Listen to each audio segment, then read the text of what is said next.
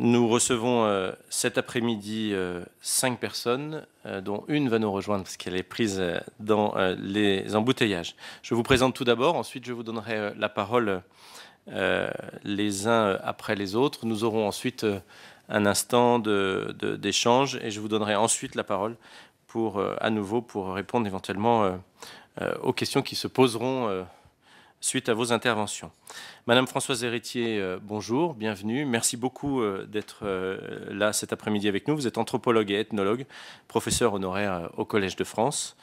Madame Anne Cadoret, bonjour, vous êtes ethnologue. Madame Elisabeth Badinter, philosophe. Merci d'être là cet après-midi également. Et Monsieur Thibault Collin, philosophe également. Madame Héritier, je vous propose de commencer peut-être.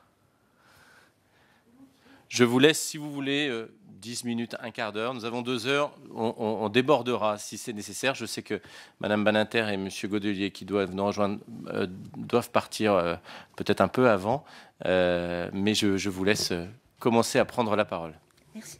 Merci beaucoup, Monsieur le Président. Je commencerai d'abord par vous remercier de bien vouloir nous entendre au nom d'une discipline dont beaucoup se prévalent dans le débat qui nous occupe aujourd'hui. On s'appuie souvent, en effet, je le vois dans la presse, sur l'idée d'une vérité anthropologique. Pour dénier d'ailleurs mariage et transmission de la filiation aux couples homosexuels, et sans que ce soit toujours en connaissance de cause. Il est regrettable d'ailleurs que la parole anthropologique soit ainsi réservée à des spécialistes, mais je dirais que ce n'est pas de notre faute, car notre corporation réclame depuis très longtemps, et sans être entendue, que l'anthropologie sociale soit enseignée dès l'école et dans les collèges et dans les lycées, au moins sa pensée, sa logique et ses rudiments, car en effet, nous apprenons à nos enfants comment, selon quelle loi d'agencement fonctionne l'univers, la matière et la vie, mais on ne leur apprend pas comment fonctionnent les sociétés humaines. Et c'est bien regrettable. Alors, je présenterai ici un cadre de réflexion aboutissant à des conclusions en quelques points. Alors, tout d'abord, rien de ce qui nous paraît, et par nous j'entends les êtres humains partout dans le monde, rien de ce qui nous paraît marqué du sceau de l'évidence ou de la seule vérité, parce que cette évidence s'appuierait, croyons-nous, sur des faits incontestablement naturels de type biologique, n'est évident. Rien n'est évident.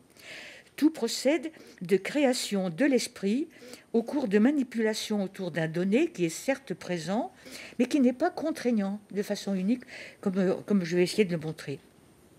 Dans le domaine de la parenté, au sens large, qui nous occupe, qui recouvre des dénominations, des règles de filiation, de choix du conjoint, de résidence, etc., l'anthropologie a isolé dans chacun de ces secteurs une liste de grands systèmes types, donc de possibilités.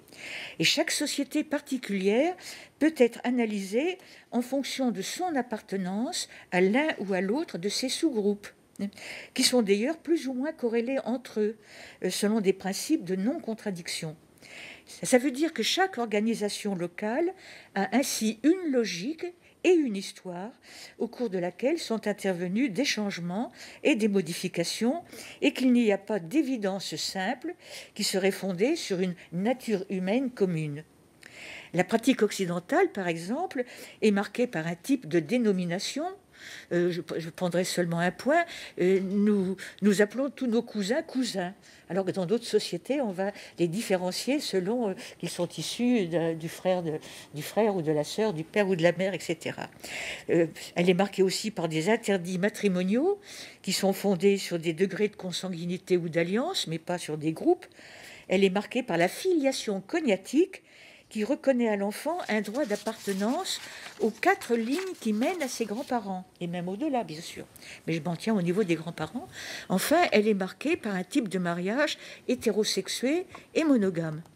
Nos compatriotes, donc, estiment que tout cela découle directement de la nature. On sait maintenant qu'il faut 2 gamètes, enfin disons on parlera de gamètes et non pas, peut-être pas de sexe, mais enfin 2 gamètes, donc 2 sexes nécessaires pour procréer, ce qui entérinerait comme seule solution le mariage hétérosexué et la reconnaissance de 4 lignes de filiation. Dans les autres sociétés, on vit très naturellement avec le même sentiment d'évidence qu'il s'agit de faits naturels, des situations où l'on ne reconnaîtra par exemple qu'une seule ligne de filiation, celle qui passe par le père, etc. Et les autres n'existent pas. Où l'on doit se marier avec une cousine d'un type particulier, où l'on appelle mon père, le frère de son père, et ses cousins, certains de ses cousins, et on appelle mère la sœur de sa mère, et certaines de ses cousines, etc. Donc des choses très lointaines de notre propre système de compréhension. C'est qu'il s'agit là de situations dues à des combinaisons et des manipulations par l'esprit de quelques faits que j'appelle des butoirs pour la pensée, c'est-à-dire des faits qui ne sont pas transformables par le génie humain, du moins en l'état des connaissances des temps qui ont vu naître ces systèmes.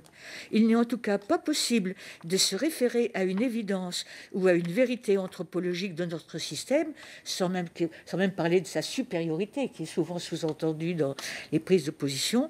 Tout au plus peut-on se référer à une réalité évolutive historique. De plus, je dirais que chaque enfant qui vient au monde est amené culturellement par la vie qu'il mène, par ce qu'il observe, par ses habituations au quotidien. Il est amené à juger normale et évidente la situation dans laquelle il vit. Il est légitime d'estimer qu'il en serait de même dans le cadre des familles homoparentales. La déstabilisation des enfants procède plutôt du regard d'autrui en l'absence de reconnaissance officielle. Le deuxième point, à côté de ce point fondamental, je voudrais souligner une ambiguïté sur les mots qui conduit à opacifier le problème. Je pense au terme de filiation, qui est confondu tantôt avec parentalité, tantôt avec engendrement, enfantement. Pour l'anthropologie, la filiation, c'est la règle sociale qui détermine l'affiliation avec un L apostrophe, l'affiliation d'un enfant à un groupe en lui conférant des droits et des devoirs dans ce groupe.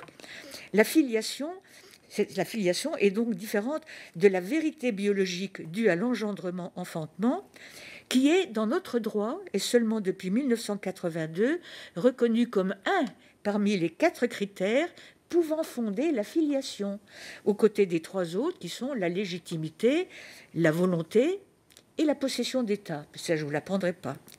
Elle est différente également de la parentalité qui, elle, est fondée sur l'investissement affectif et psychologique et sur la responsabilité.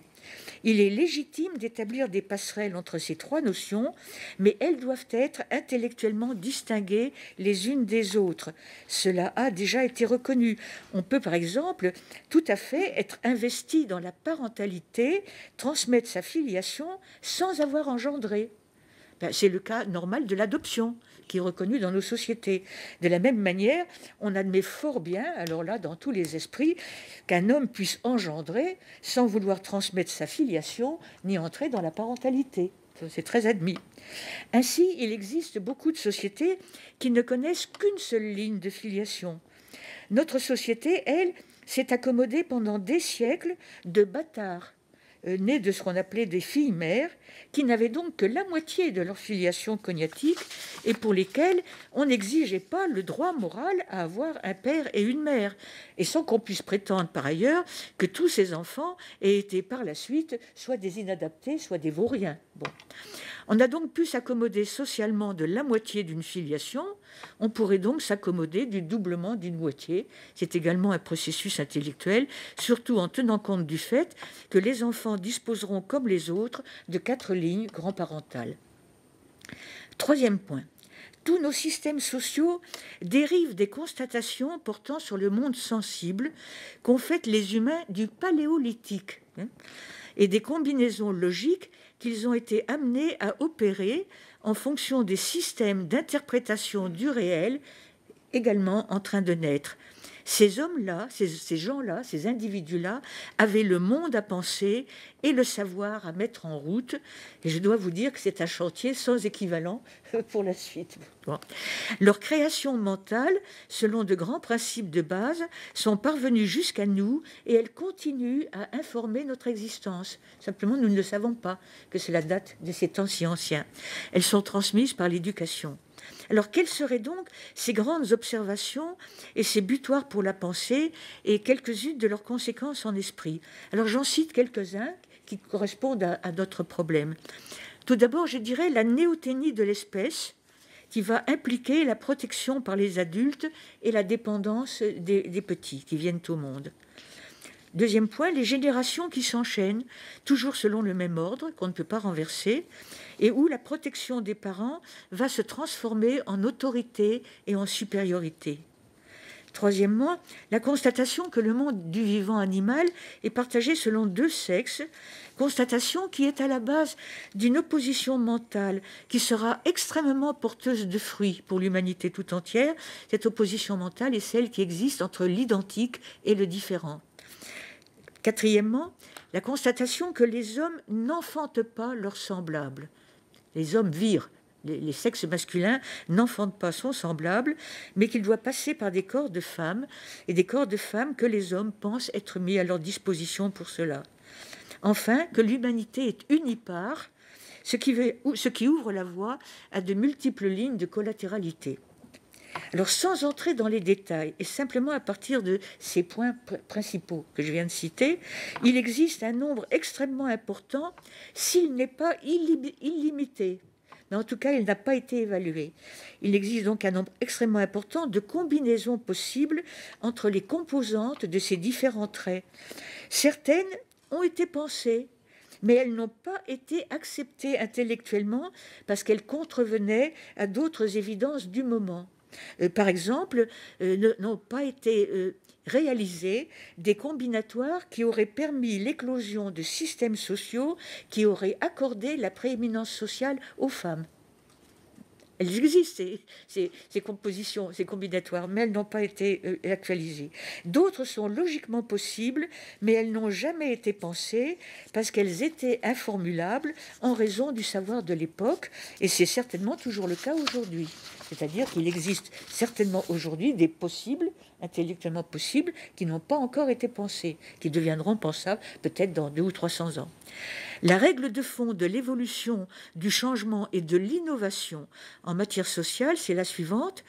La simple combinatoire d'entre les butoirs permet de dire qu'un certain nombre de possibles existent logiquement dans le ciel des idées et relève encore de l'impensé ou de l'impensable. Un jour, un phénomène impossible devient pensable et il est formulable par quelqu'un. Ce possible conceptuellement formulable deviendra peut-être progressivement pensable intellectuellement par le plus grand nombre et voire une majorité. Et s'il parvient à s'imposer intellectuellement, son expression deviendra émotionnellement recevable. C'est ça le grand critère. Émotionnellement concevable, c'est la condition sine qua non pour devenir non seulement réalisable, mais également institué. Et c'est le chemin, me semble-t-il, qu'a parcouru l'idée de l'institution du mariage homosexué, la possibilité de cette union étant quant à elle reconnue dans la pratique, même si c'était dans la réprobation pour un grand nombre de sociétés. Quatrième point que je veux aborder, que s'est-il donc passé depuis les origines qui a conduit au privilège matrimonial de l'hétérosexualité ? Eh bien, pour construire un monde paisible et viable, où on ne risquait plus de se faire tuer au coin des bois, si je puis dire, la théorie anthropologique s'accorde pour penser que l'humanité a dû, à un moment de son évolution, sortir de la reproduction en vase clos à l'intérieur des groupes de consanguins pour s'unir avec d'autres groupes. Cette nécessité de se marier ailleurs, de l'exogamie, est fondatrice du lien social, fondatrice de la société. C'est le versant positif de la prohibition de l'inceste, laquelle se retrouve dans toutes les sociétés avec des définitions et des extensions variables.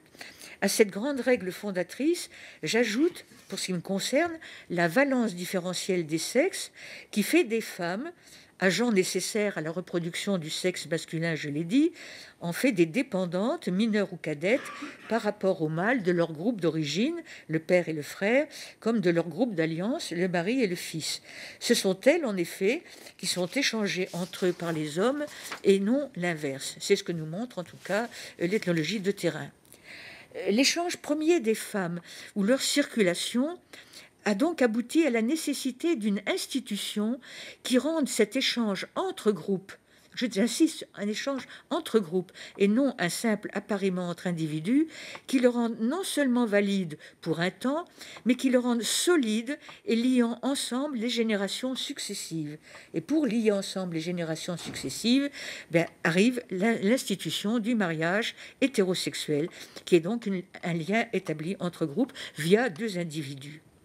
Le commerce incestueux étant interdit par la prohibition de l'inceste, tout comme le commerce homosexuel parce qu'il est improductif de liens durables, vont donc faire l'objet au fil des millénaires de refus, rejets, détestation ou attirance à l'inverse de l'interdit. Le doyen Corbonnier, qui ne savait pas comment justifier de la prohibition de l'inceste, ne trouvait pour l'expliquer que l'horreur sacrée, l'idée de l'horreur sacrée que l'inceste susciterait. En fait, ce sentiment tient beaucoup plus à la construction mentale de systèmes idéologiques liés à la notion de communauté de substance, pour ce qui est de l'inceste, qu'à la notion du sacré. Et dans les deux cas, cela tient à l'interdit, à l'intériorisation du fait que ces pratiques sont prohibées, interdit qui s'est trouvé aggravé par l'impact des religions révélées, dont je dois dire qu'elles sont apparues récemment dans l'histoire de l'humanité, ça fait seulement 7 ou 8 000 ans, et ces religions révélées qui ont fait de ces constructions de l'esprit humain des lois divines et qui ont fait de leur infraction un péché devant Dieu. Bon. On conçoit donc comment s'est établi le privilège de l'hétérosexualité en raison de sa prolificité, permettant d'asseoir et d'assurer la stabilité et la paix sur le long terme, et donc la société. Mais bien évidemment, la possibilité logique des unions homosexuées existe, et parfois existe leur réalisation sous une certaine forme institutionnelle dans des sociétés diverses, bien qu'il ne s'agisse pas de mariage, le terme étant jusqu'ici réservé à des accords entre groupes lignagés ou familles. On trouve ainsi souvent des unions permises temporaires entre hommes pendant les années d'attente avant de pouvoir accéder au mariage. Dans bien des sociétés indiennes d'Amérique du Nord, on reconnaissait l'existence de transsexuels ou de travestis qui passaient ainsi d'un jeune homme à un autre en attendant qu'il se marie.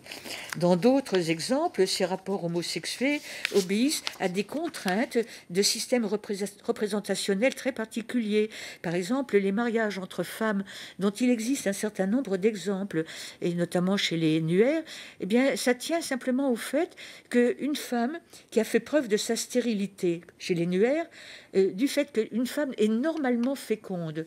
Si une femme se trouve être stérile, on considère qu'elle n'est plus une femme mais un homme. Et donc, étant un homme, elle peut agir comme un homme. Et cette femme qui a été mariée, qui a fait la preuve de sa stérilité, agit comme un homme, peut payer une compensation matrimoniale pour se procurer une épouse. L'ethnologie ne parle pas de lien, de rapport sexuel entre elles, mais en tout cas, elle est le mari.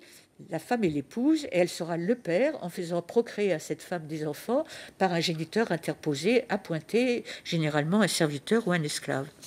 Et Boris Godelier pourrait parler mieux que moi d'autres pratiques qui visent à la fabrication et au nourrissage spermatique des garçons. L'hétérosexualité n'est donc pas la seule possibilité, mais c'est la seule qui jusqu'ici a été pensée et jugée bonne pour construire une société fondée sur la paix et la coopération dans ces temps primordiaux du Paléolithique dont j'ai parlé. L'humanité a donc fait un choix politiquement utile, si je puis dire, mais ce n'était pas le seul possible s'il y avait des raisons pour le rendre exclusif des autres. Seulement voilà, les conditions ont changé depuis le Paléolithique et il s'est passé un certain nombre de révolutions. En premier lieu, il n'est plus nécessaire de fonder la paix durable entre les groupes humains par l'échange de femmes, du moins dans notre monde occidental. Bon. Les États sont liés entre eux par des institutions supranationales, des traités, des garanties, des obligations mutuelles, des lois. C'est vrai aussi pour les institutions nationales, c'est vrai pour les relations entre individus. Des institutions internes de régulation sont nombreuses, s'évanouit ainsi le socle qui rendait nécessaire le mariage procréatif pour fonder la société par l'échange des femmes. Deuxièmement, est apparue récemment, à l'échelle de l'histoire de l'humanité, une exigence fondée sur l'individu qui se veut libre et égal en droit aux autres. Cette exigence, qui met l'individu au premier plan, a fait disparaître en pratique la notion antérieure de solidarité et de prééminence du groupe sur les individus qui constituent ces groupes. Désormais, dans nos pays, le choix du conjoint est une affaire de choix individuel et de sentiment, et non plus une affaire réglée par les familles.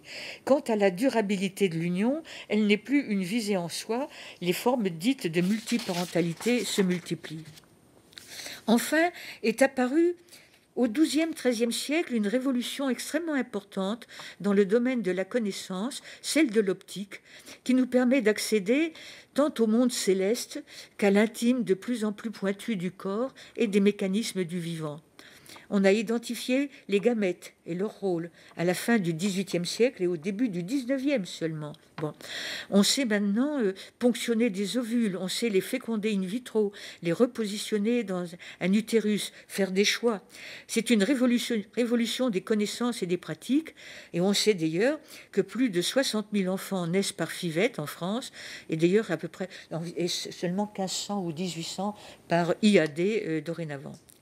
On envisage désormais également la réalisation de nouveaux possibles qui ont été rendus pensables, même s'ils ne sont pas encore ni émotionnellement concevables, ni même techniquement réalisables scientifiquement. On parle de l'utérus artificiel, on parle même de la possibilité de création d'embryons à partir de spermatozoïdes et ou avec ou sans d'ailleurs des cellules souches non germinales.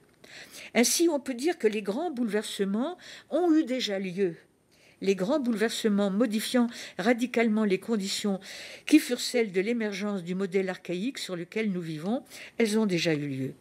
Un des propres de l'homme, c'est sa faculté de s'adapter et d'innover dans le cadre des possibles que sont les butoirs de la pensée revisités par son temps.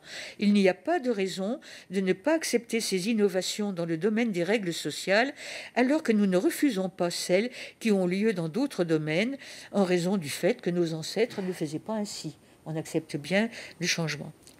Ainsi en est-il du mariage, cadre à forte charge symbolique, ouvert à tous, devenu pensable et correspondant aux exigences des temps contemporains.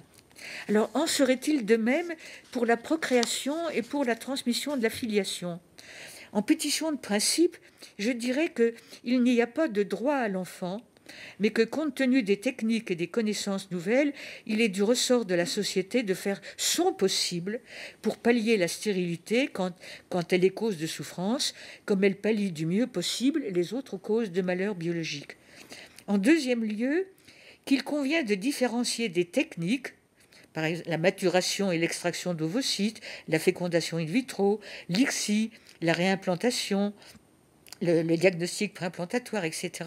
Ce sont des techniques et les différencier de leur usage social utilisé pour satisfaire tous les désirs individuels. Alors cela dit, l'accès à la parentalité et à la transmission de la filiation peut pouvoir être établi sans problème pour les couples homosexués dans le cas de l'adoption et également par insémination artificielle dans les couples féminins. Des accords préalables peuvent être établis entre partenaires par pur altruisme. Il n'y a aucun préjudice, ni physique ni moral, pour le partenaire volontaire de sexe masculin. En revanche, la question, me semble-t-il, se pose tout autrement pour la gestation pour autrui, donc au bénéfice de couples tant hétérosexués qu'homosexués. Tout d'abord, il est rarissime qu'elle soit proposée par altruisme. Il s'agit d'un contrat marchand, passé généralement avec une femme d'un pays en voie de développement, comme l'Inde principalement, en contournant la loi française qui interdit la commercialisation du corps humain. C'est donc la question de la commercialisation qui est généralement mise en avant pour s'opposer à cette extension sociale de la FIVET, tant pour les couples hétéros qu'homosexués. Pour ma part, j'y vois deux autres obstacles.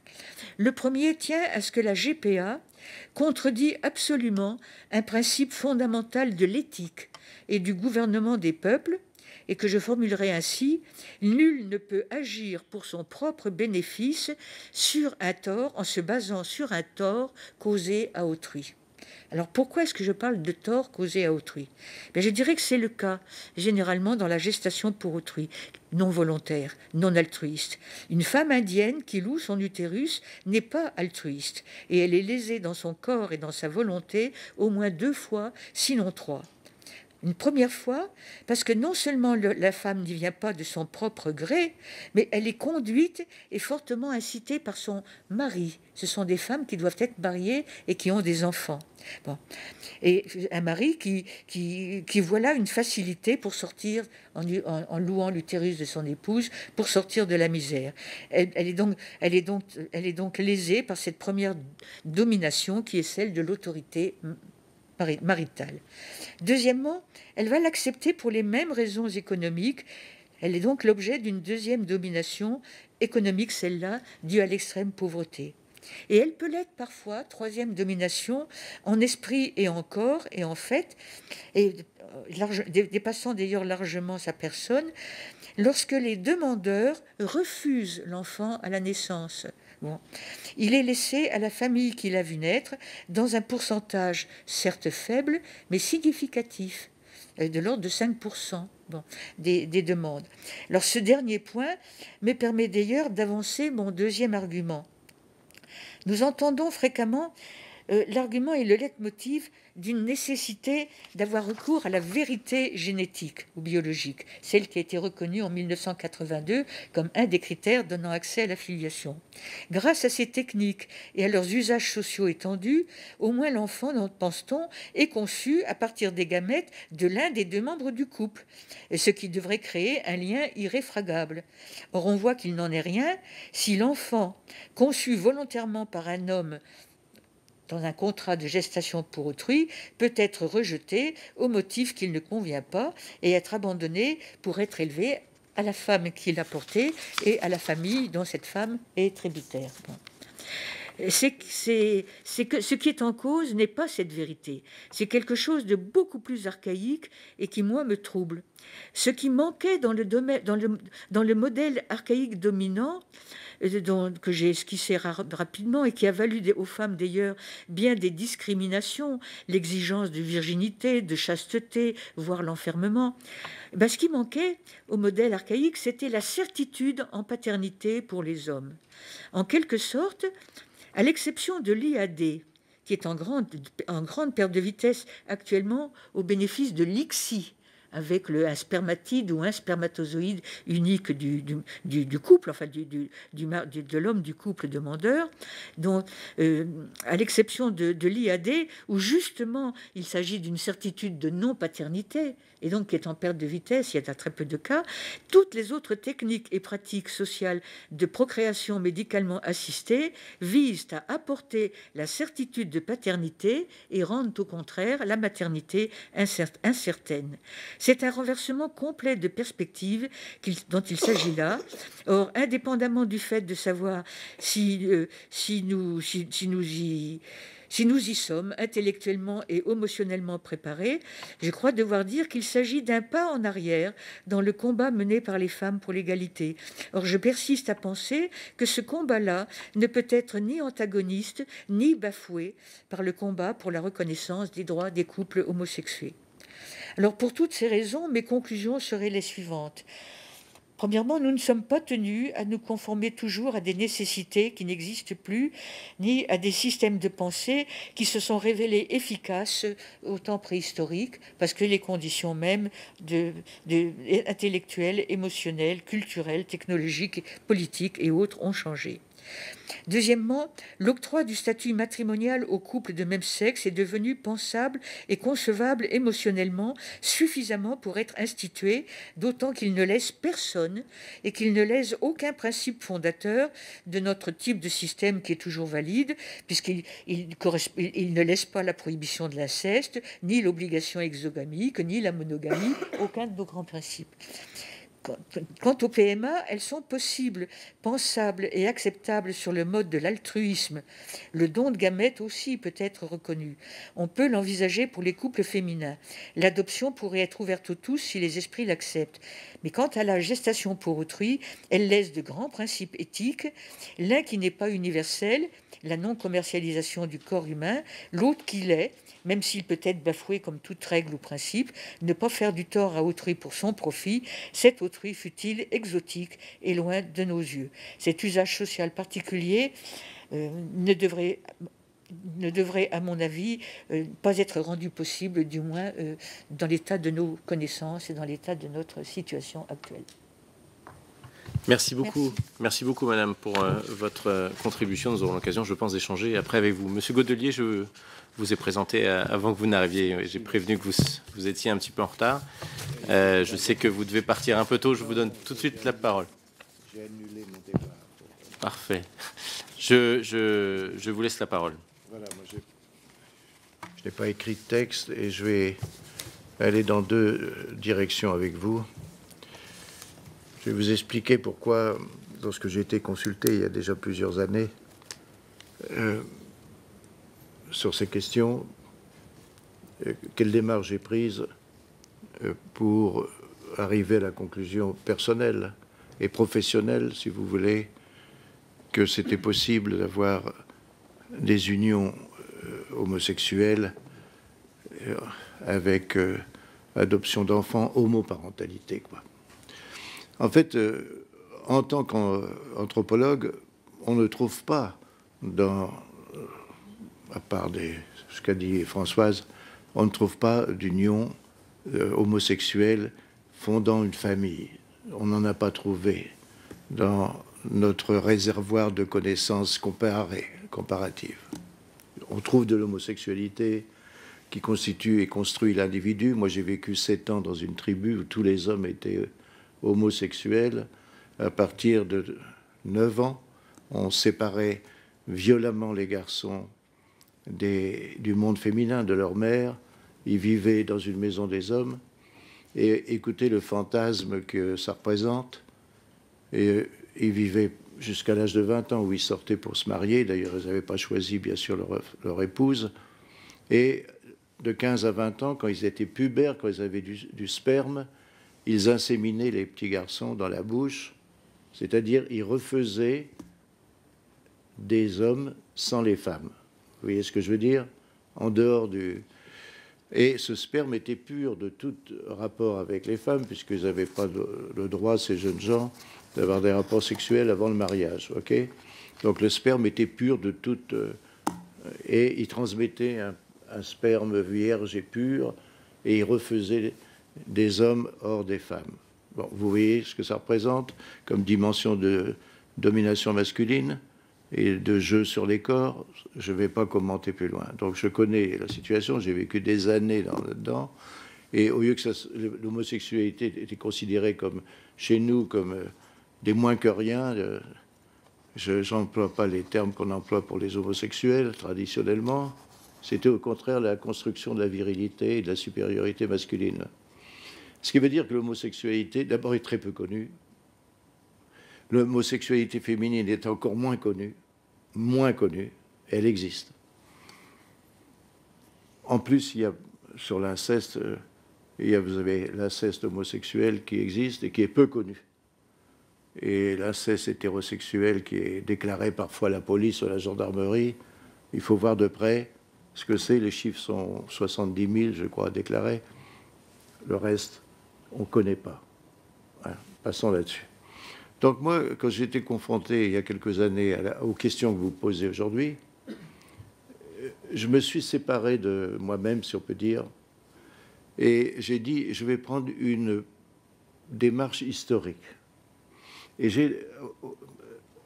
par ma démarche historique, j'ai vu que 4 éléments aboutissaient dans nos sociétés occidentales limitées, très limitées, aboutissaient à ce que des homosexuels puissent demander publiquement à vivre leur sexualité autre mais normale,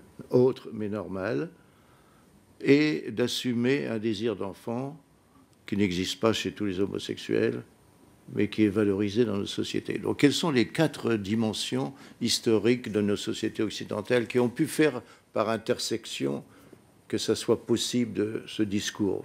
Le premier, vous le connaissez très bien. Vous vous rappelez de Rousseau, de Émile, et du démarrage de la valorisation de l'enfant et de l'enfance qui commence au XVIIIe siècle. Pauvre Rousseau, lui, il met ses enfants dans une maison, mais il fait un beau livre sur l'enfance. Vous vous rappelez? Bon. Et ça démarre jusque les droits universels de l'enfant, qui est d'ailleurs bizarre, mais ça a été établi, la Déclaration des droits universels de l'enfant. Ça, c'est hétéro, c'est rien, c'est quelque chose de fait de civilisation moderne. Je ne remonte pas au paléolithique, hein, comme Françoise, mais elle a raison. Moi, c'est au XVIIIe siècle, en Occident chrétien. Hein? Bon. Deuxième développement qui m'avait frappé quand j'ai reconstitué le dossier, c'était que 2 disciplines scientifiques que vous connaissez, la médecine et la psychologie, avaient, depuis 1930, ça commence aux États-Unis, puis ensuite en Angleterre, en France, etc., les médecins dépathologisent l'homosexualité. Elle était considérée comme une maladie, et on essayait parfois de faire qu'un homo devienne hétéro. Vous voyez ce que ça veut dire? On n'y réussissait pas. Ou c'était au prix de souffrances psychiques et autres énormes. Donc c'est devenu... Ce n'est plus dans la nosographie, ce n'est plus une maladie. À partir d'un certain temps.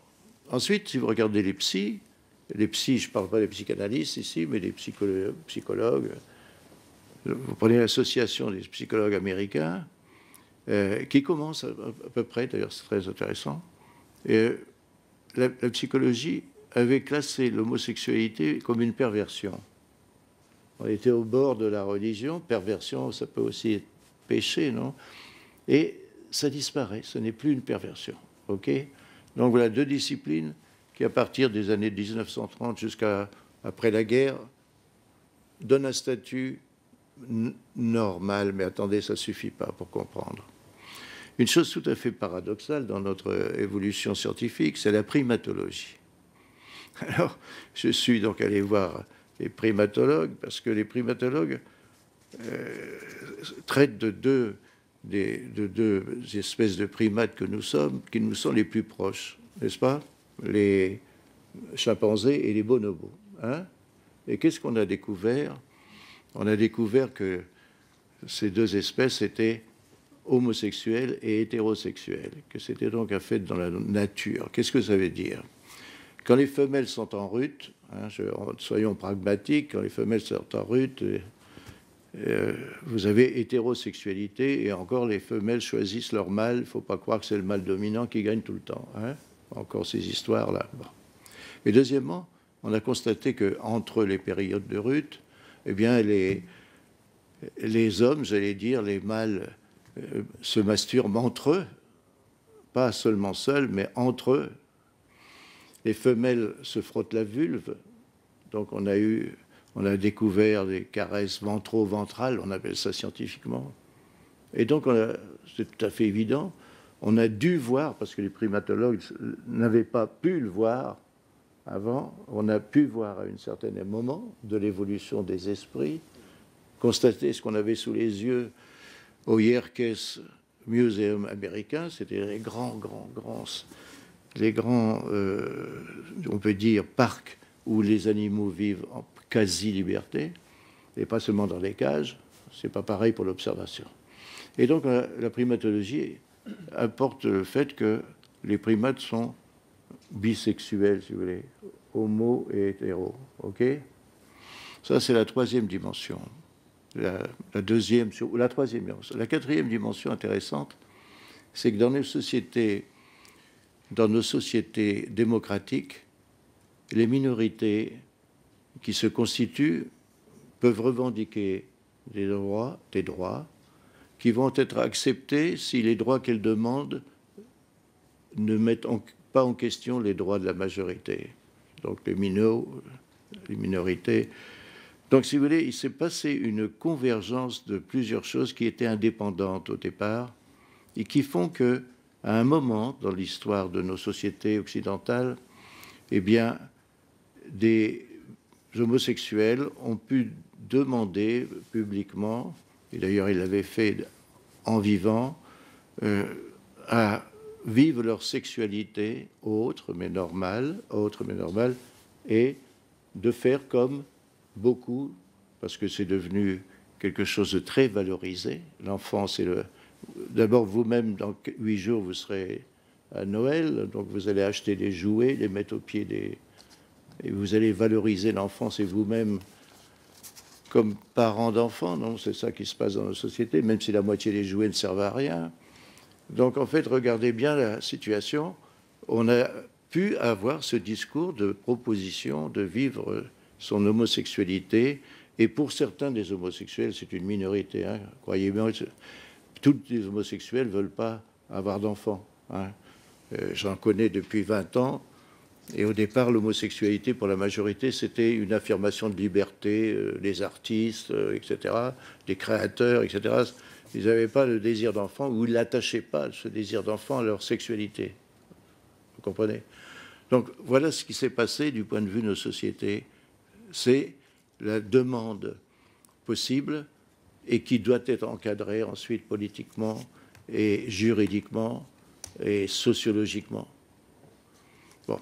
Donc pour moi, je considère comme possible et normal, si vous voulez, cette demande, et elle a déjà été acceptée dans quelques pays, y compris très catholiques comme l'Espagne, mais aussi la Hollande calviniste. C'est pas drôle, hein. C'est pas.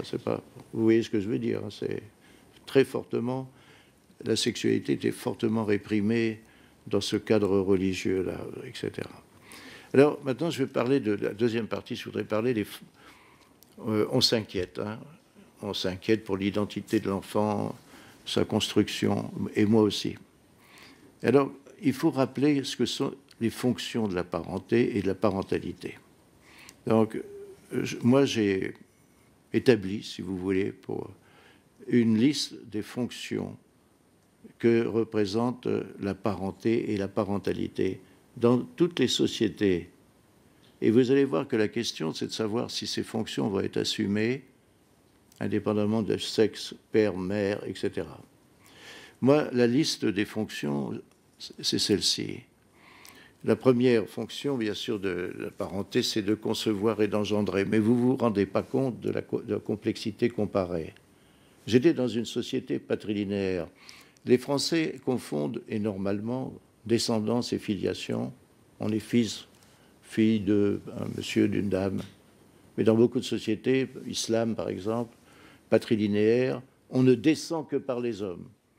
Mais j'étais aussi dans des sociétés où on ne descend que par les femmes. Alors moi, homme, le sang qu'il y avait dans mon corps était du sang de femme, puisque l'ancêtre de tout le monde est féminin, vous voyez.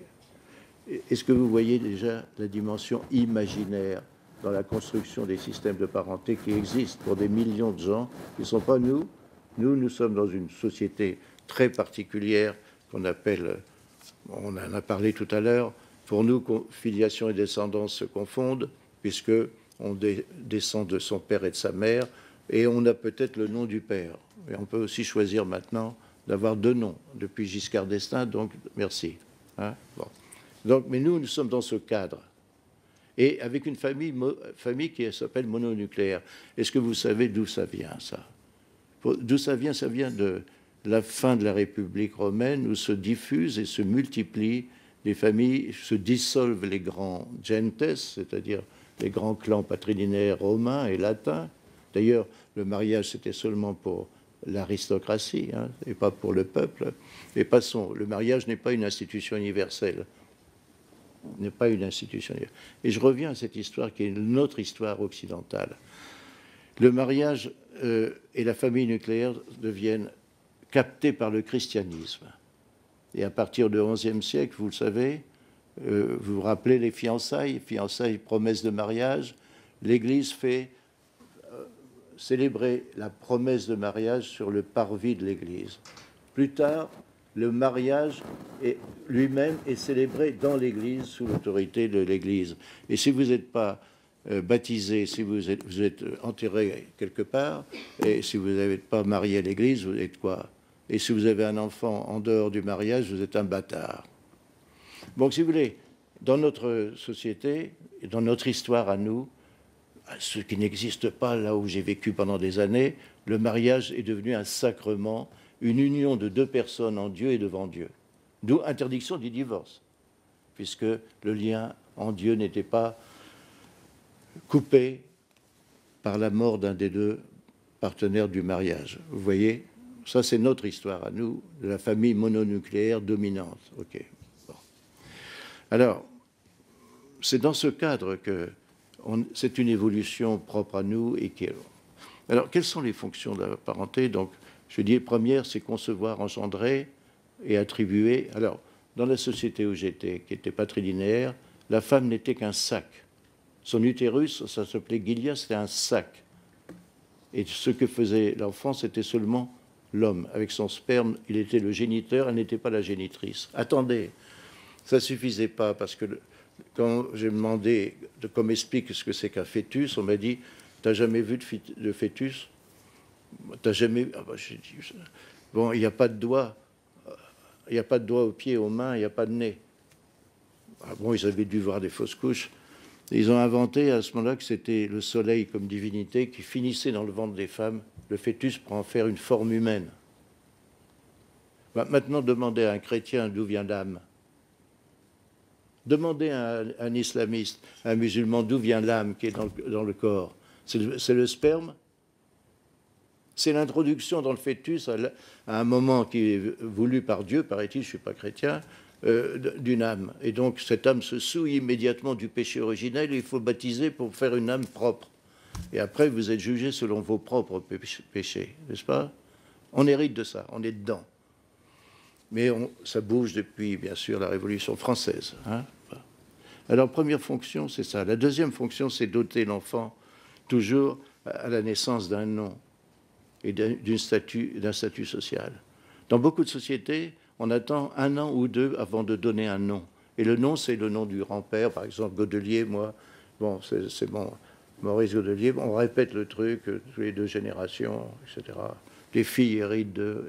Bon, vous connaissez ça, c'est pas propre aux Français. La troisième fonction de parenté, c'est d'avoir des droits et des devoirs vis-à-vis de l'enfant. Donc, regardez, c'est facile, élever, protéger, nourrir, et on ajoute dans beaucoup de sociétés éduquer, former, l'éducation, quoi. Bon, attendez, la parenté, on est dans des sociétés, on est dans des rapports de parenté, et notre première jeunesse, notre premier pas dans la vie se forme là. Mais je vais vous dire quelque chose que ma voisine ne partage pas certainement. La famille n'est pas le fondement de la société. La parenté est incapable de créer des sociétés. Ce qui crée des sociétés, les Français, tout ça, c'est des rapports politico-religieux, des rapports englobants, des rapports qui traversent et englobent les familles et les échanges entre les familles ou les clans. Donc ma position est tout à fait... Quand j'entends gémir, la famille est foutue, donc tout est foutu, c'est une position philosophique. Ce n'est pas une position sociologique. Donc, vous voyez ma position. Donc, élever, protéger, nourrir. Et je vous dis tout ça, c'est fonction parce que, ensuite, avoir le droit d'exercer sur les enfants des formes d'autorité, de répression. Peut-être de violence, mais de répression et d'autorité. Okay. Et surtout, à la fin, enfin pas surtout d'ailleurs, la dernière fonction que des parents doivent respecter, c'est de s'interdire d'avoir des rapports sexuels avec leurs enfants. Attendez, le tabou de l'inceste est modulé. Il existe, il est universel. Hein. Françoise en a très bien parlé tout à l'heure. Mais il est très modulé. Si vous regardez l'Antiquité non romaine, non chrétienne, ou ça, on avait des mariages frères-sœurs. On les avait donc en Perse, avec le zoroastrisme, Zarathustra, tout ça, cette religion. Pourquoi? Parce que ce mariage frère-sœur répétait le mariage des dieux et était divin. C'est un mariage, c'est pas de la porno, c'était pas de la prostitution, c'était au contraire le fait que les hommes, en faisant ça, répétaient la création du monde. Bon, il faut avoir cet imaginaire-là. Mais attendez, quand vous aviez ce mariage frère-sœur, la mère ne couchait pas avec son fils, le père avec sa fille. Donc l'inceste était présent, intergénérationnel, il était effacé, intragénérationnel, mais avec un destin et une dimension philosophique, métaphysique, je veux dire, bon, qui était celle de cette culture. Bon, les gars qui naissaient, ils n'étaient pas difformes, parce qu'un mariage frère-sœur ne fait pas automatiquement... Mais je ne suis pas de l'avocat des mariages frère-sœur, hein. Vous avez bien compris. C'est simplement pour vous dire que même cette histoire, la 7e fonction de parentalité, c'est-à-dire une interdiction sexuelle dans les rapports, bon, quand j'entends des gens à la télévision dire que les gays c'est des pédophiles potentiels, je rigole, quoi. C'est pas possible d'entendre ça. Et en plus, les familles hétérosexuelles ne vous donnent pas, comme vous le savez, une garantie de bien élever les enfants, hein. Vous le savez, si vous êtes mère, si vous avez des fonctions, vous voyez ce que c'est que l'évolution des familles. C'est pas forcément l'hétérosexualité qui donne la moralité, hein. Bon, passons. Donc, nous sommes dans une situation où on peut, écoutez bien, ces fonctions que je viens d'énumérer sont simples et elles sont universelles. Elles sont universelles. Simplement, selon les sociétés, elles ne sont pas attachées aux mêmes personnes que chez nous.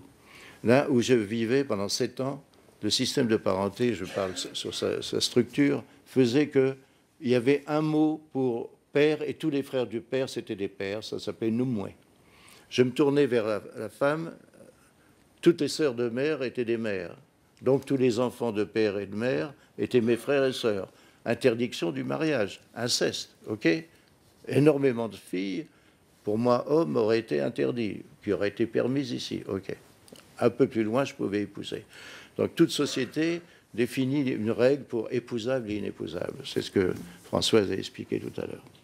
Donc en fait, on a universalité des fonctions, mais ces fonctions peuvent être assumées différemment. Par exemple, si le père, c'est-à-dire l'homme qui couche avec ma mère, et il meurt, j'ai encore 4 pères de l'autre côté. Vous vous rendez compte? C'est pas mal, non? J'ai de la garantie, assurance sociale, là. Enfin, tribal, disons. Bon, je fais ça. Pour vous indiquer que ce qui va se passer, ce qui se passe maintenant, c'est que les fonctions seront assumées différemment en se détachant du père-mère. D'ailleurs, la loi efface père et mère pour mettre parents. Et cet englobant parents, ça veut dire... c'est une abstraction, hein. Mon grand-père, c'est un parent. Vous voyez ce que je veux dire? C'est-à-dire le terme parent qu'on va utiliser va non seulement effacer la différence des sexes, mais effacer la différence des générations. Le mot est abstrait et il est englobant. Ça fait rien. Ça efface la différence des sexes, mais ça aussi efface la différence des générations. En passant là-dessus, on évolue. Donc, vous voyez, des fonctions qui sont universelles, qui peuvent se répartir différemment sur les personnes. Et donc se détacher peut-être du sexe de la personne. Ok. Donc, maintenant, est-ce que... Alors, j'ai fait... il y a quelques années, quand j'écrivais mon bouquin, j'ai interrogé les banques de données américaines parce que il y avait les États qui permettaient, par exemple, les mères porteuses, hein, surrogate mothers, les mères de substitution. Et je pose la question parce que je comprenais bien que les gens ne veulent pas adopter un homme, une femme qui fait des fausses couches à répétition. Eh bien, il y a fécondation par son compagnon, son mari, et l'œuf s'est fécondé, transféré dans le ventre d'une femme qui... Donc la naissance d'un enfant exige 2 ventres féminins ou 2 femmes. Okay. Mais le contrat américain que je lisais, je ne parle pas des dévoiements, mais je vous parle du contrat. Le contrat américain et canadien, quoi, aussi, c'était celui-ci. Hein. Premier terme du contrat, lorsque vous donnez naissance à l'enfant, cet enfant vous appartient, your job is over, le travail est fini. Donc l'enfant appartient aux 2 personnes qui vous ont demandé la naissance de cet enfant.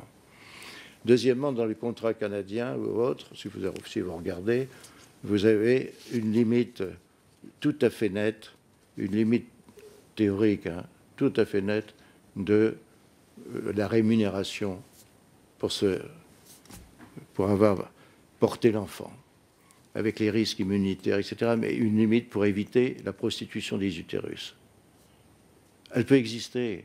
Et la citation qui a été faite par Françoise de personnes de l'Inde ou des maris qui forcent leurs femmes à utiliser comme un instrument d'argent leur utérus, ça existe, ou le fameux cas de l'Ukrainienne qui était cité par Sylvia Nagajinsky, etc.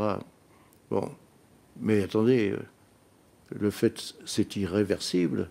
Le problème, c'est d'encadrer politiquement et moralement et sociologiquement. Les gens ne vont pas tous aller chercher des petits Vietnamiens. Ils ne vont pas tous pratiquer l'adoption, surtout s'ils peuvent avoir un enfant qui est génétiquement relié à eux et socialement ensuite leur enfant. Donc, et de toute façon, on n'a pas attendu les politiques, ni nous, les anthropologues, pour inventer ces formes, pour s'approprier de ces technologies.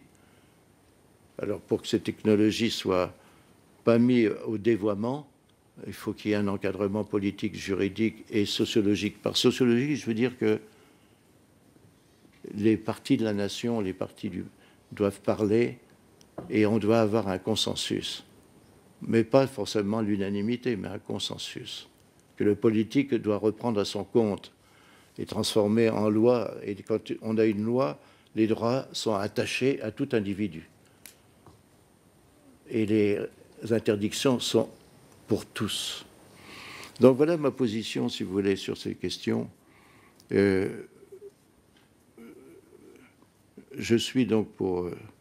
Alors, j'ai trouvé des dévoiements quand j'interrogeais... Je vous dis ça, quand j'interrogeais les banques américaines ou les collègues américains, il y avait des dévoiements. Par exemple, une anecdote qui va vous montrer un peu le côté fantasmatique. Je me souviens de deux lesbiennes qui se vantaient d'avoir été fécondées, si vous voulez, par le même partenaire le même jour pour que les enfants qu'elle mettrait au monde seraient vraiment frères et sœurs ou frères et frères, etc. Donc, très bien. Mais ensuite, le commentaire qu'elle faisait sur le web, c'était qu'il n'y avait pas d'hommes et que les enfants allaient être élevés par une super-mère, pas par deux mères, par une sorte de super-mère fusionnelle. Vous voyez ça? Donc là, l'imaginaire des gens et les fantasmes qui peuvent se greffer, ça existe. Hein, des dévoiements, des transformations. Donc c'est pour ça qu'on doit encadrer sociologiquement, politiquement, culturellement, d'autant que nous sommes dans des sociétés, comme vous le savez, où l'individu se choisit par passion. Si on avait confié à l'humanité et à l'amour son développement, on serait foutu. C'est pour ça qu'il y a eu des systèmes de parenté, c'est pour regarder ce qui se passe. Les unions en France, qu'elles soient au mariage ou pas de mariage, la moitié, c'est au bout de 7 ans, ça se sépare, et puis ça recommence. Alors si on avait confié au début de notre histoire humaine paléolithique à l'individu seul de construire tout ça, on ne serait pas encore arrivé très loin. Mais comme on est dans une société qui donne à l'individu les possibilités de se servir de la société, plutôt que de servir la société pour se développer, c'est ça ce qui se passe. Donc on est confronté à des vrais problèmes. C'est que ça ne suffit pas, la passion, pour faire des bons parents, n'est-ce pas? Ça ne suffit pas, la passion. Moi, même dans ma famille, ma fille s'est séparée, elle a un homme, elle a amené 2 enfants, l'homme a amené 2 autres enfants, maintenant ils en ont un 5e. Ça bouge beaucoup, vous voyez ce que je veux dire? Ça bouge beaucoup. Et alors, comment on va appeler le monsieur qui arrive avec les enfants du premier lit? Comme on disait quand j'étais jeune, le premier lit, les enfants du premier. Est-ce qu'on l'appelle papa ou on l'appelle Jules? Eh bien, qu'est-ce qu'on demande aux gens? Regardez spontanément du point de vue populaire. On demande au monsieur qui vient de se comporter comme un père et de ne pas coucher avec la fille d'un premier mariage de sa femme, deuxième femme déjà. Vous voyez ce que je veux dire? Ça veut dire que c'est implanté, qu'il faut se comporter et prendre des fonctions en responsabilité. Vous vous rappelez l'histoire de Woody Allen, là, qui couche avec la fille de sa compagne, ça n'a pas été très... Hein, ça fait de l'écho. Biologiquement, il n'était pas lié, mais on lui a demandé sociologiquement de se comporter. Et ça continue comme ça. Donc voilà un peu ce que je voulais dire sur... enfin, je ne sais pas si vous avez des questions après. On vous posera ensuite des questions. Sur l'évolution actuelle. Moi, dans notre société occidentale, ce que nous faisons ne peut pas être exporté. Le mariage arabe, ce n'est pas le mariage chez nous. L'épouse préférée dans le mariage musulman, c'est la fille du frère du père. La fille du frère de votre père, c'est l'épouse préférée. C'est la première épouse, disons. Or, c'est la première fille, je parle comme homme, hein, qui n'est pas votre sœur. Mais c'est du même sang et du même sperme, parce que ce n'est pas trilinéaire. Là, c'est permis et c'est au plus proche. OK. Chez nous, c'est compliqué. Hein, bon. Donc, vous voyez qu'on ne va pas exporter les transformations de l'Occident en Arabie Saoudite. Hein. On n'a pas de vocation universelle. On n'est pas non plus le modèle du progrès. Il faut faire attention à ça quand on parle et quand on prend des lois. On n'est pas les porteurs du progrès de l'humanité tout entière. On est pour l'instant le porteur de notre progrès si on a un progrès à faire. Vous voyez ce que je veux dire? Il faut faire, pour le reste, la généralisation à mes yeux, l'universalisation de ce que nous faisons maintenant, c'est à l'histoire de le dire. Merci, Monsieur Voilà Godet. ce que je voulais vous dire. Merci beaucoup pour votre contribution. Je vais donner la parole immédiatement à Madame Badinter. On reviendra après vers vous, Madame Cadoret. Madame Badinter ne peut pas rester avec nous, je crois, jusqu'au bout. Je vous en prie, Madame Badinter. Monsieur le rapporteur, mesdames et messieurs les députés, je suis favorable au mariage civil des personnes de même sexe qui ouvrent la voie à la famille homoparentale. Si je comprends les réticences, voire l'opposition des religions à cette nouvelle loi, comme ce fut le cas, je vous le rappelle, il y a près de 40 ans à l'égard de l'avortement, ces deux lois tournant le dos à l'impérium naturel, je pense pourtant que notre État laïque a raison de prendre en compte l'évolution de nos mentalités et de nos pratiques depuis plusieurs décennies. Longtemps, mariage civil et mariage religieux étaient les deux faces d'un même engagement, les voies nécessaires à la constitution d'une famille et à la légitimité des enfants.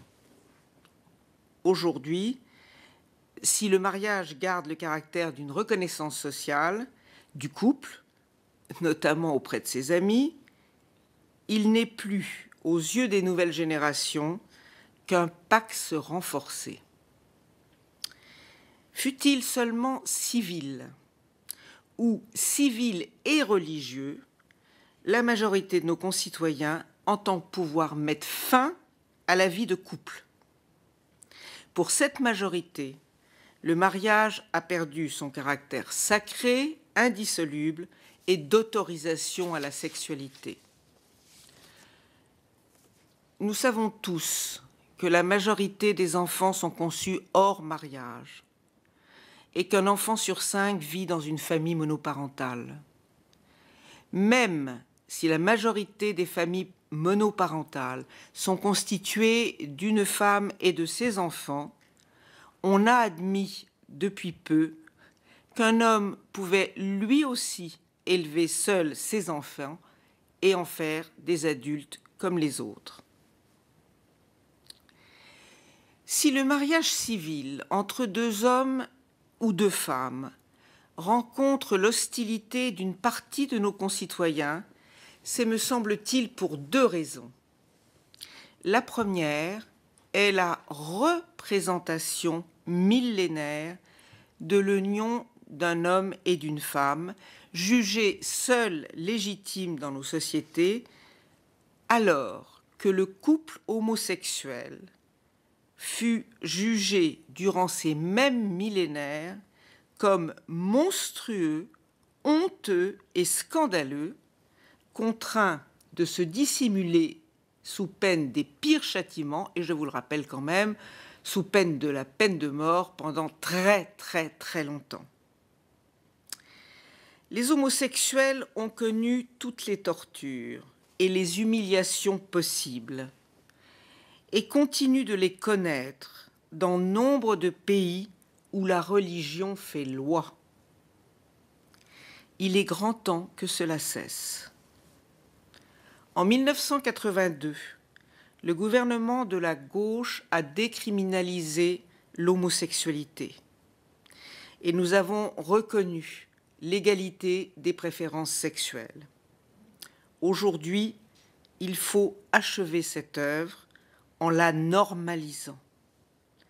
Le couple homosexuel est tout aussi légitime que le couple hétérosexuel.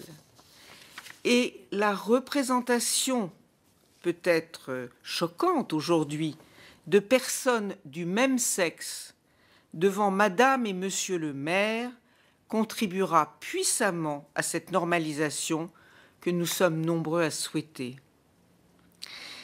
La seconde raison de l'hostilité ou du simple questionnement à l'égard du mariage pour tous est, qu'on le veuille ou non aujourd'hui, qu'il ouvre la voie à l'homoparentalité. La question qui se pose est la suivante. 2 hommes ou 2 femmes peuvent-ils élever des enfants sans dommage particulier pour ces enfants? Question qui en appelle une autre. La parenté biologique, hétérosexuelle, naturelle, est-elle un modèle indépassable de nos sociétés? Les opposants à la parentalité gay et lesbienne partent de 2 principes. D'abord, un principe finaliste. Si Dieu ou la nature a créé 2 sexes différents pour la reproduction de l'humanité, c'est qu'ils sont également nécessaires pour l'élevage des enfants. L'un et l'autre n'ont ni les mêmes caractéristiques, ni les mêmes rôles, ni les mêmes fonctions, nous répétons depuis toujours. Ensuite, un principe essentialiste. Ce que nous tenons de l'origine des temps et donc de la nature est considéré comme une exigence intangible, c'est-à-dire incontournable. La nature fait loi et s'en écarter est source de désordre, de mal ou de péché. C'est au nom de ces principes que les églises et d'autres courants de pensée ont combattu si longtemps, par exemple, la vaccination et bien d'autres progrès médicaux, scientifiques ou sociaux. Pour ma part, je crois qu'à l'occasion de ce projet de loi, il est temps de tirer le bilan réaliste de notre modèle familial. Papa et maman réunis n'engendrent pas nécessairement des enfants épanouis qui seront des adultes responsables. Si on connaît tous des familles sans histoire, où les enfants font leur chemin plutôt bien, ayons l'honnêteté de reconnaître que c'est loin d'être une loi universelle. Nombre de pères et de mères peuvent légitimement croire qu'ils ont fait tout ce qu'ils pouvaient pour leurs enfants et se retrouver face à des situations qui les dépassent. Pourquoi celui-ci a-t-il de graves problèmes psychologiques? Pourquoi celui-là sombre-t-il dans la drogue? Pourquoi nombre d'enfants devenus adultes n'ont plus de contact avec leurs parents ou ne les voient que par devoir, sinon parce que les liens affectifs sont rompus depuis longtemps ou peut-être qu'ils n'ont jamais existé. Ce que je veux dire ici, ce n'est pas parce qu'on devient mère ou père que l'on est bon parent, capable de répondre adéquatement aux besoins de ses enfants. Ce n'est pas parce que l'on a porté et mis au monde un enfant que l'on est doté des hormones du maternage que l'on saura aimer cet enfant. L'instinct maternel est un mythe et la femme n'est pas qu'une femelle animale.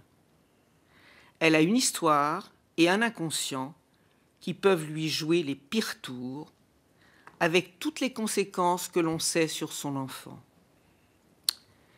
Ce qui est vrai de la mère naturelle l'est encore plus du père. Combien de pères fouettards, lointains, voire carrément absents, se sont-ils succédés depuis l'origine des temps?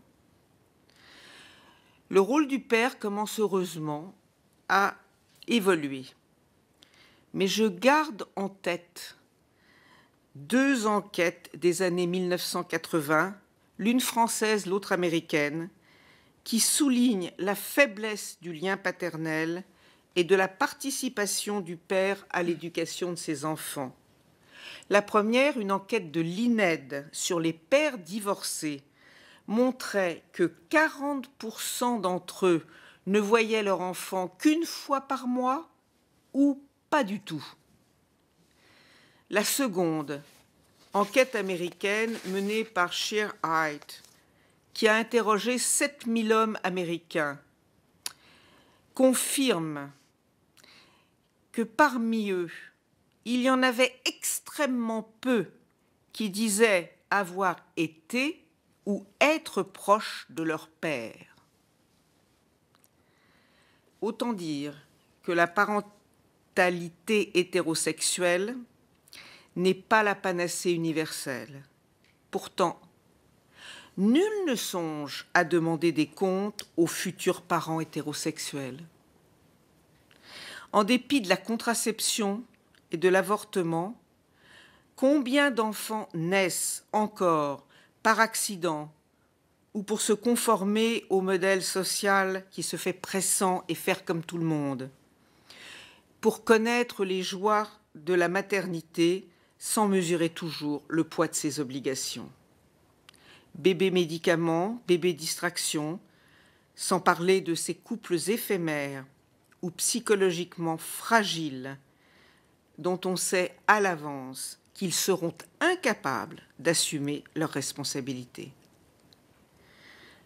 Mais c'est aussi l'honneur d'une démocratie de ne pas demander des comptes aux individus sur leur vie intime et de ne pas imposer je ne sais quel modèle parental, au risque de sombrer peut-être dans l'eugénisme. C'est pourquoi je pense que ce principe-là doit s'appliquer à tous, homo comme hétéro. Et ce, d'autant plus qu'aujourd'hui, au-delà de l'impératif démocratique, nous avons suffisamment de recul pour juger de ces familles différentes. Les nombreuses enquêtes européennes, américaines et françaises dont nous disposons depuis plus de 30 ans montrent que les enfants des couples gays et lesbiens ne sont en rien différents des autres, ni pathologie particulière, ni sexualité différente. Ces enfants n'ont qu'une seule demande, la normalisation du couple parental et du regard que nous portons sur eux. Pour terminer, je voudrais dire ma conviction que la reconnaissance de la famille homoparentale est inscrite dans l'histoire. Interrogez les nouvelles générations, elles vous diront qu'elles ne comprennent pas nos hésitations ou notre opposition. C'est pourquoi il me semblerait bienvenu qu'on procède dès maintenant à cette reconnaissance et que l'on mette fin aux pratiques secrètes parce qu'illégales des couples qui ne seront et qui ne sont ni meilleurs ni pires parents que les autres. Je vous remercie. Excusez-moi. Oui, je vous en prie, Madame Badinter. Je n'ai pas abordé dans ce petit exposé la question de la PMA et de la GPA. mère porteuse, de la GPA. parce que je ne pensais pas que c'était impliqué dans la loi. Mais je serais très heureuse de répondre à des questions. Je ne suis pas du tout d'accord avec mon amie Françoise Héritier. Je suis pour la GPA et la PMA, bien sûr. Ça n'est pas dans le projet de loi, vous avez raison, madame, mais c'est très présent dans nos auditions et dans nos questionnements depuis maintenant 6 semaines que nous les menons. Madame Cadoret, je vous en prie. Monsieur le rapporteur, mesdames et messieurs les députés, je vous remercie de l'honneur que vous me faites de m'auditionner. Je commencerai par cette phrase « Ma mère n'est pas ma vraie mère », phrase que j'ai souvent entendue dans le Morvan, région connue pour sa tradition d'accueil d'enfants de l'assistance publique, de la DAS, de l'ASE.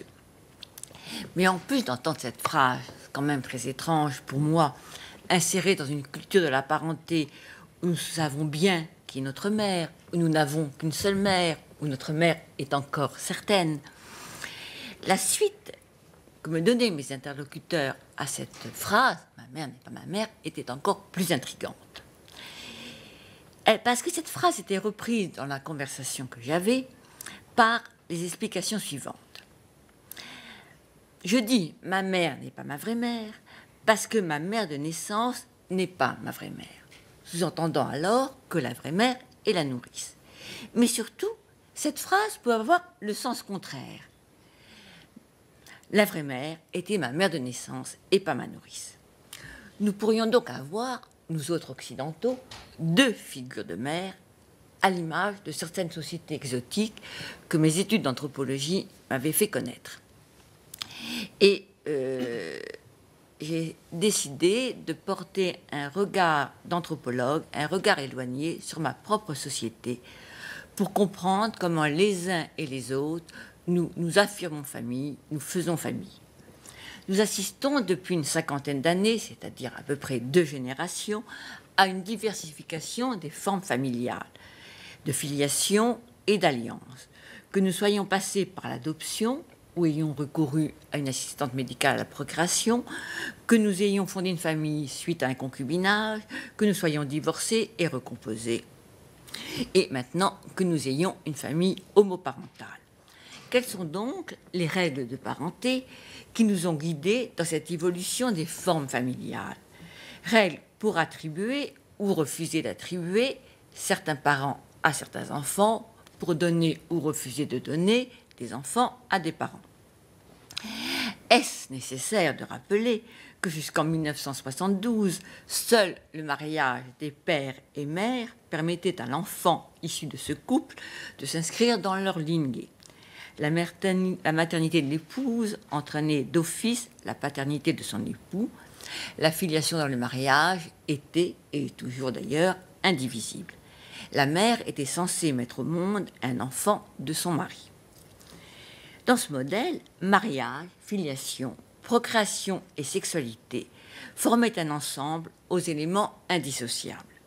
Nos parents étaient nos géniteurs nos parents.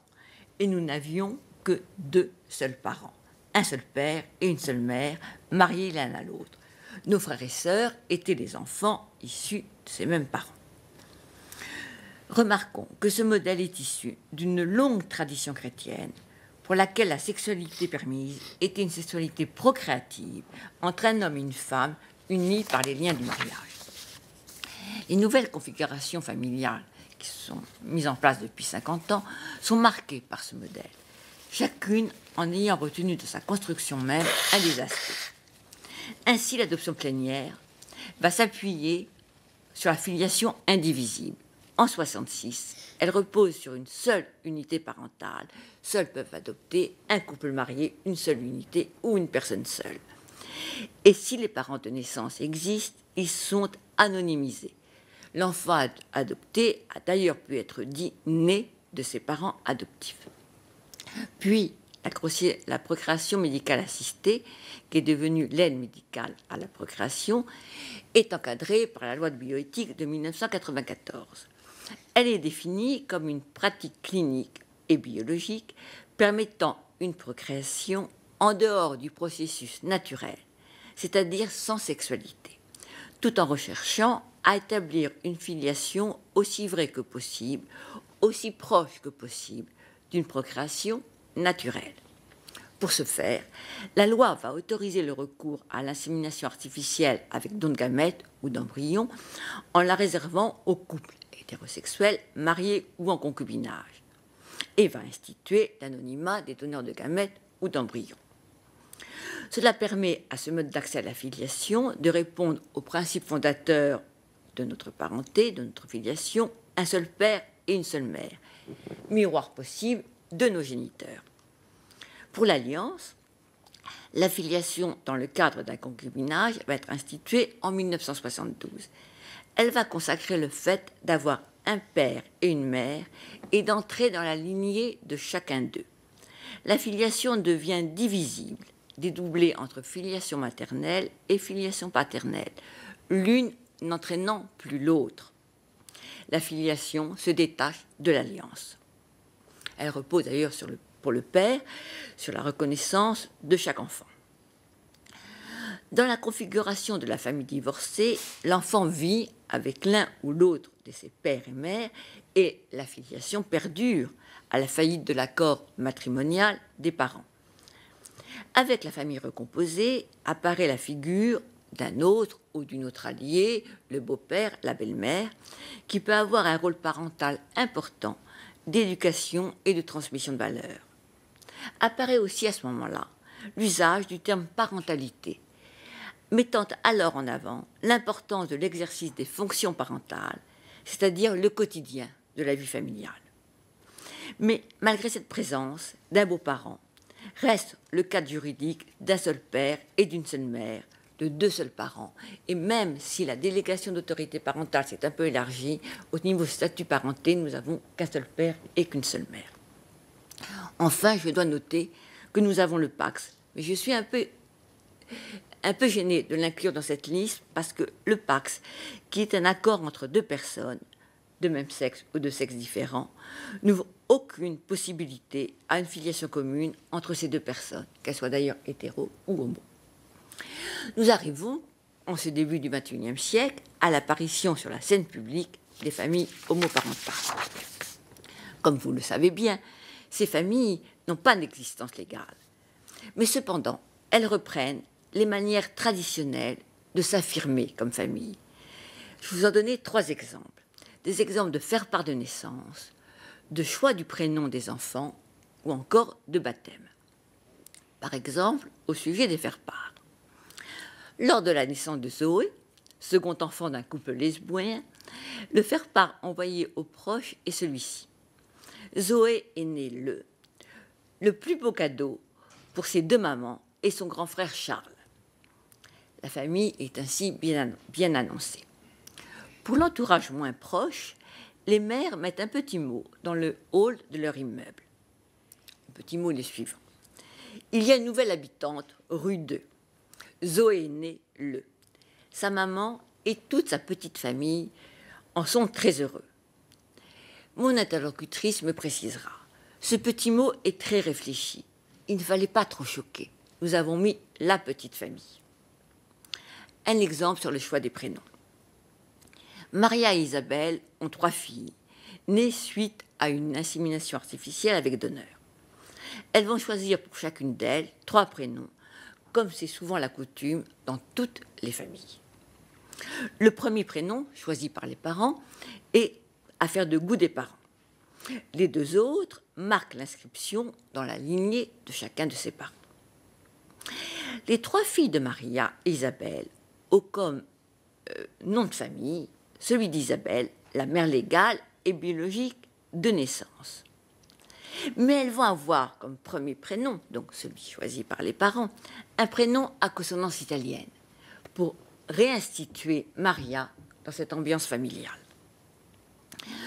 Quant au second et troisième prénom, ils vont rappeler, comme c'est de coutume, la lignée de l'une et l'autre mère. Ainsi, Claudia, la fille aînée, a comme deuxième prénom celui d'une grand-mère de Maria et comme troisième prénom celui d'une arrière-grand-mère d'Isabelle. Vous voyez que même les lignées remontent loin quand on veut s'affirmer famille. Enfin, un exemple au sujet du baptême. Exemple que je prends dans une situation de coparenté. Les parents de l'enfant sont Jacqueline et Luc. Chacun d'eux va choisir un des deux parents spirituels. À Luc revient le choix de la marraine. Il demande à sa nièce de tenir l'enfant sur les fonds baptismaux. Jacqueline, pour le parrain, prend le neveu de sa compagne, car, me dit-elle, symboliquement, ça rattache mon enfant à la famille de ma compagne. Les familles homoparentales, en faisant famille, reprennent les schémas déjà éprouvés des configurations familiales citées précédemment: adoption, recours à une AMP, famille aide de foyer. Elles sont d'ailleurs assez peu contestées dans l'exercice de leur fonction parentale. Elles reprennent les schémas déjà éprouvés des configurations familiales citées précédemment, sauf l'un, le modèle de référence. En effet, quelle que soit la formule choisie, l'enfant ne peut avoir un seul père et une seule mère au même foyer. Les couples homosexuels déclarent d'office, sans avoir à le dire, mais seulement par leur manière de vivre, que leurs relations sexuelles ne sont pas et ne pourront pas être, à la différence aussi de toutes les autres configurations familiales, des relations d'engendrement. Et c'est bien le lien entre sexualité procréative et engendrement qui est défait. Pourtant, ces familles ne sont pas les premières à détacher la sexualité de l'engendrement. Les parents adoptifs ou ayant eu recours à l'aide médicale à la procréation avec donneur sont aussi dans cette situation. Mais le montage de la filiation, de l'adoption ou de l'AMP permet de garder notre fiction de parents semblable aux géniteurs. Seule l'homoparenté fait tomber cette fiction. La filiation et la sexualité ne se déclinent plus ensemble. Alors, deux champs de réflexion s'ouvrent à nous. Tout d'abord, celui d'une parenté ouverte, si ce n'est une parenté plurielle. Quelle que soit la configuration familiale choisie, un homme et une femme ne suffit jamais à faire un enfant. Et tout un ordre social et symbolique préside à son existence. Comme nous ont dit d'ailleurs Françoise Héritier et Maurice Godelier. Les familles homoparentales disent toutes particulièrement cette insuffisance, car elles doivent trouver l'autre sexe nécessaire à la procréation ailleurs que dans l'unité fermée de la famille nucléaire. Elles ouvrent ainsi l'échange social à d'autres figures qu'elles-mêmes. Voilà.